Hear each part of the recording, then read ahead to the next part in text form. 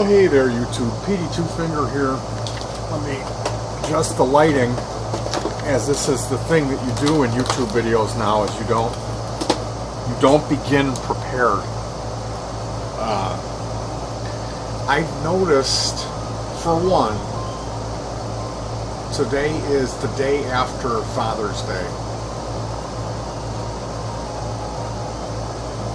It's 6:18, so it's hot.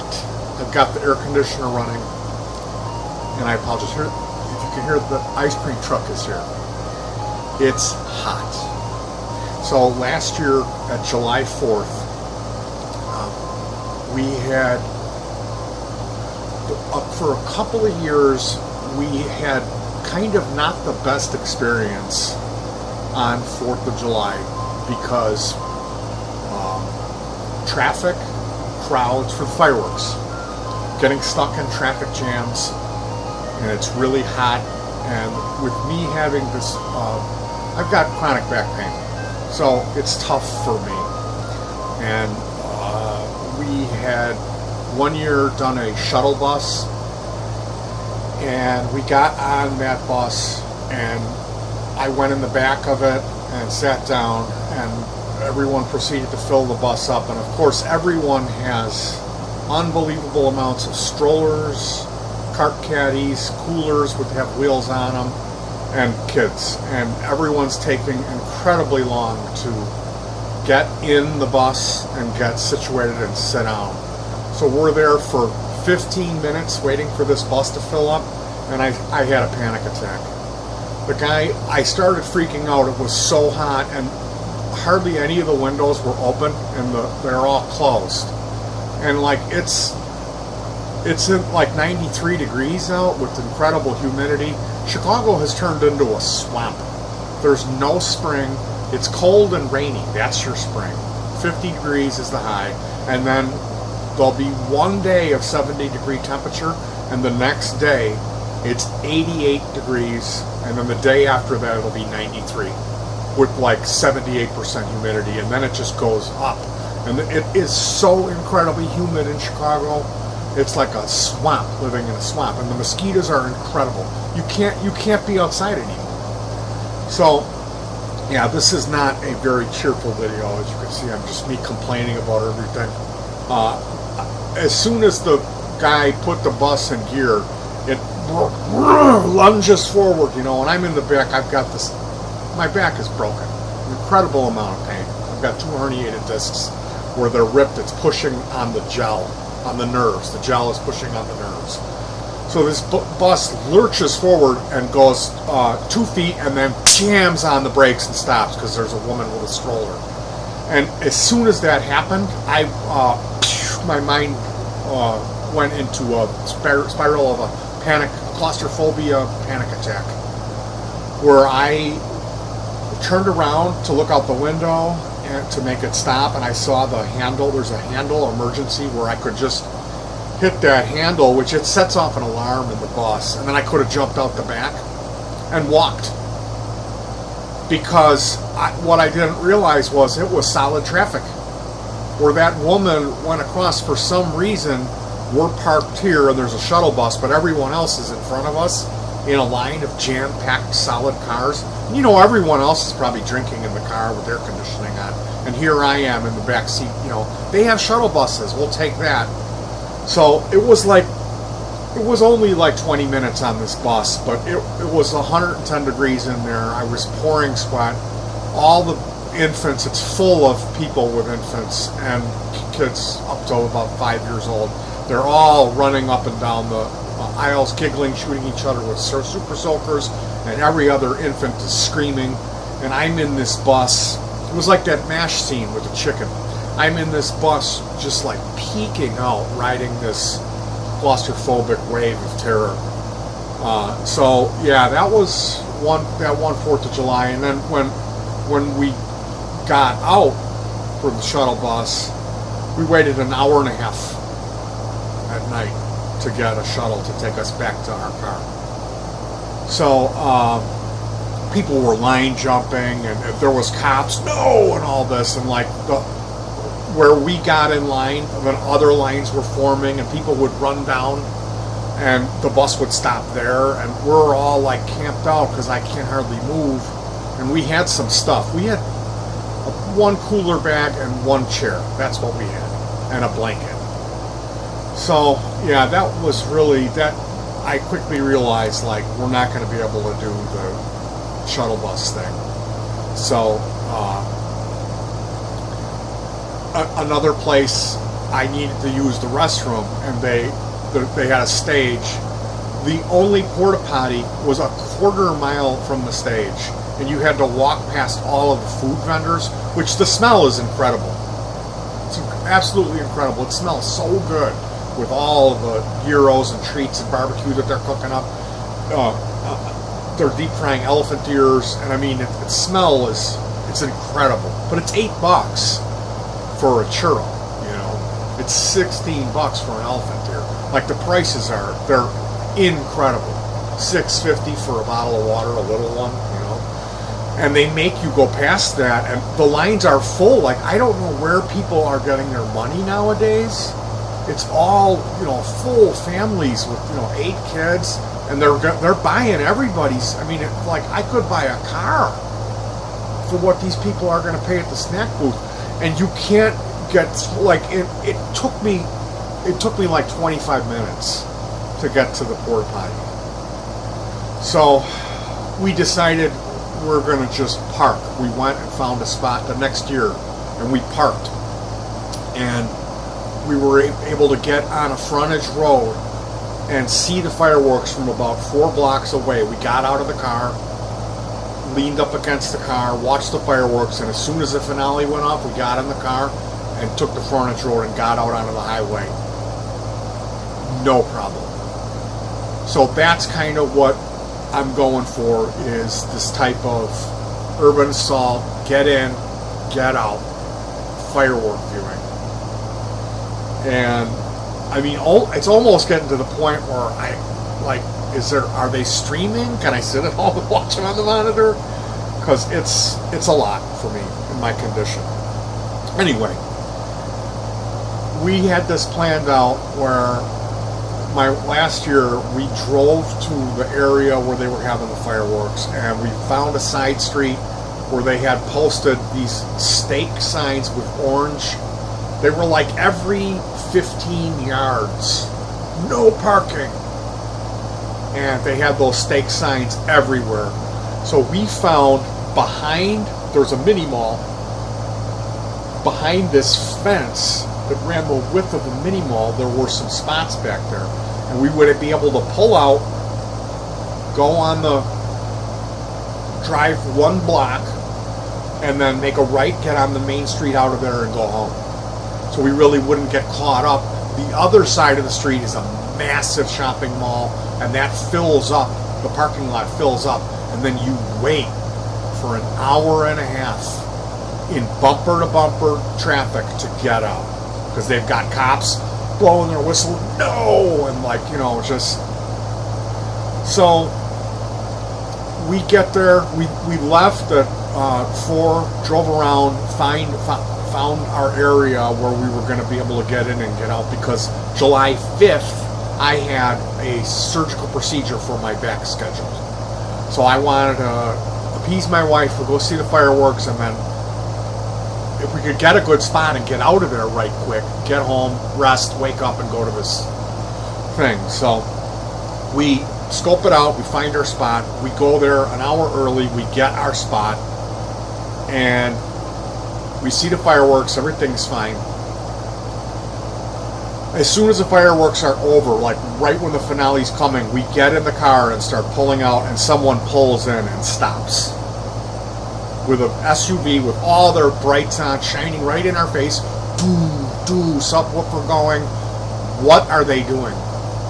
We don't know. There's a bunch of huge fat people waddling up there, talking to them, leaning on their window, and we're just stuck. In the meantime, traffic is filling up everywhere. Everywhere is running to their cars.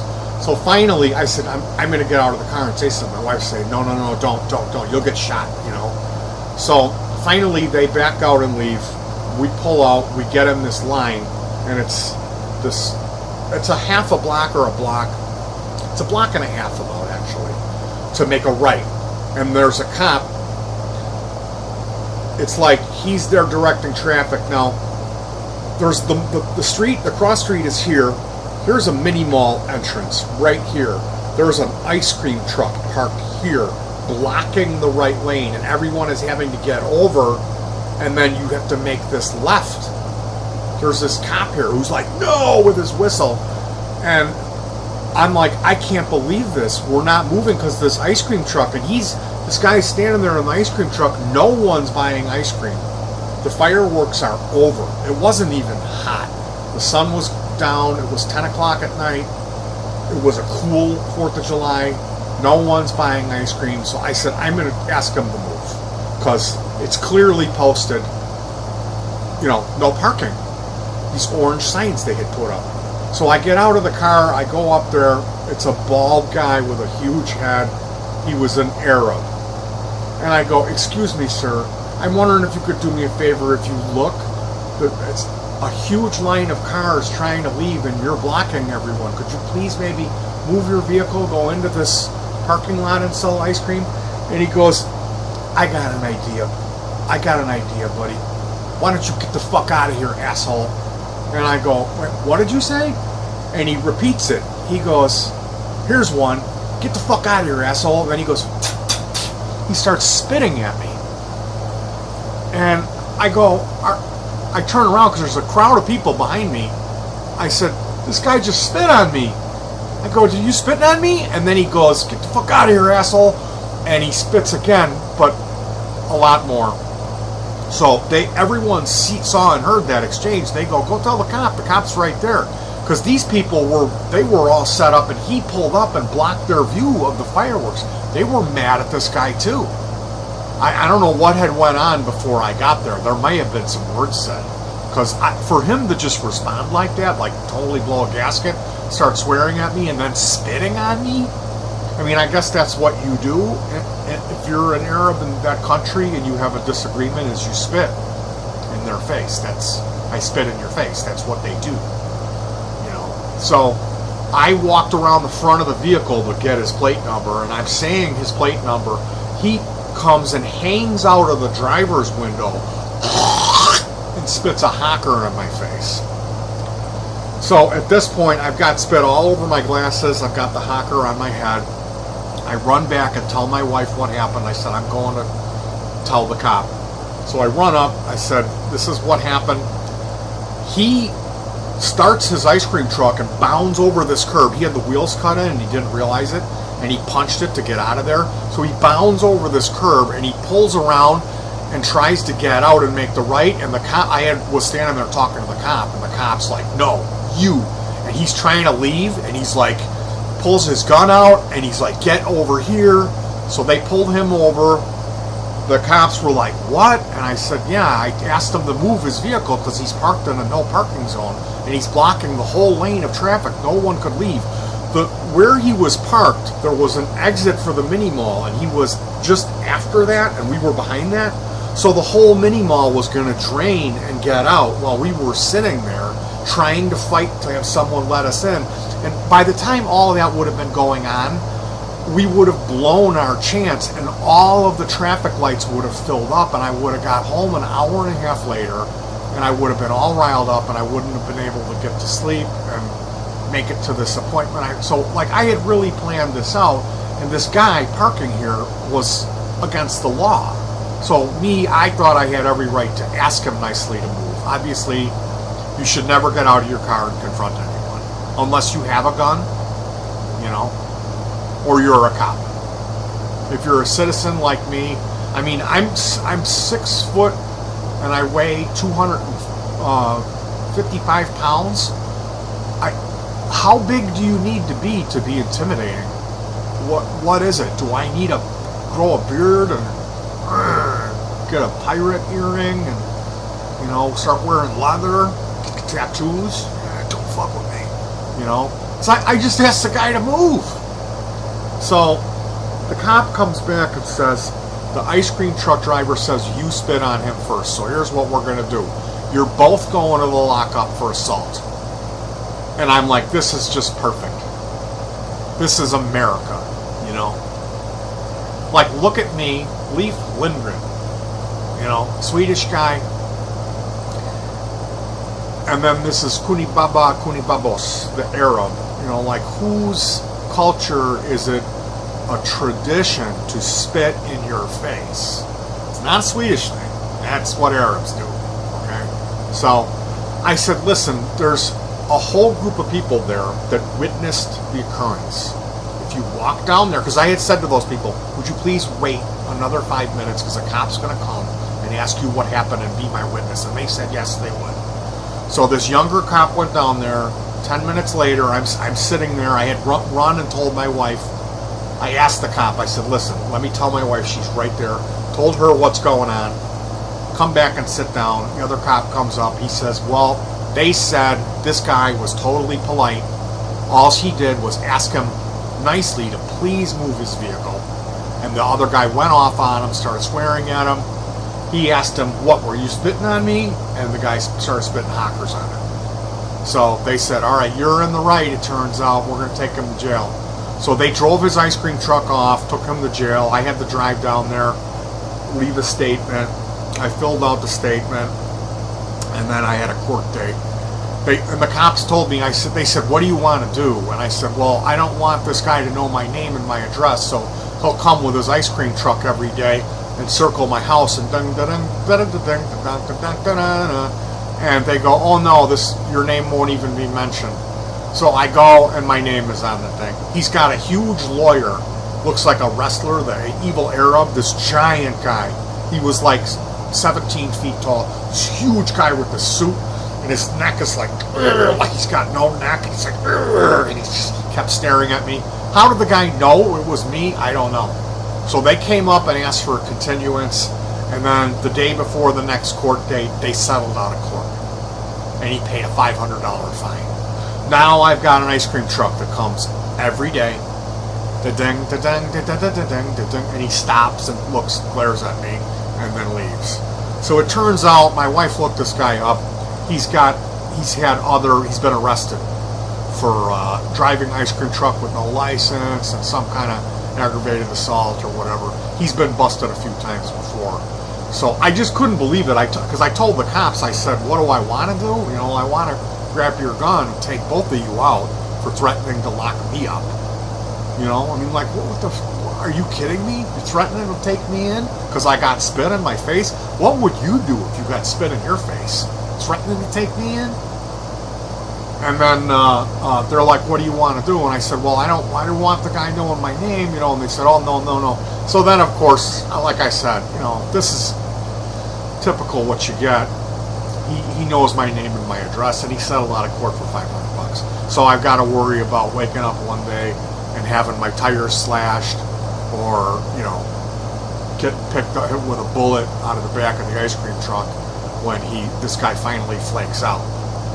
But that was my 4th of July story. This year we're invited to a friend of ours, a girl that I know from grade school, who was a girl that had a rescue cat situation, and we were able to get that cat. That was Gusty, my friend, who passed away earlier this year. So we're going to go spend 4th of July with Laura and her wonderful boyfriend, Chris, and they live very near the fireworks. We'll be able to watch them from their driveway and get out with no hassle. So I wish you nothing but safety, fun, enjoyment for your 4th of July experience. Watch out for those Arabs driving the ice cream trucks. And let's remember to be respectful. We're not the only human beings on the planet. So if you have a kicker box, if you have a subwoofer, and you live in an apartment complex, turn it off before you pull into the driveway. When you get a block away from your home, turn down your unbelievably loud bassy music. If you like to smoke weed, don't go and sit in your car and turn up the subwoofer so it echoes for a 6 blocks radius while you smoke weed in your car. Let's just, if there's a line of people trying to get out and you pull in going the wrong way, to have a powwow, back out and have your powwow a couple feet over. If you're an ice cream truck vendor from Arabia and you've illegally parked for the entire night and you haven't made a dime selling your wares, and there's a huge line of people trying to get home, and you're asked politely by a guy who's reasonable, who's not flailing his arms and swearing, and he says please, don't spit in their face. I'm Petey Twofinger. Peace.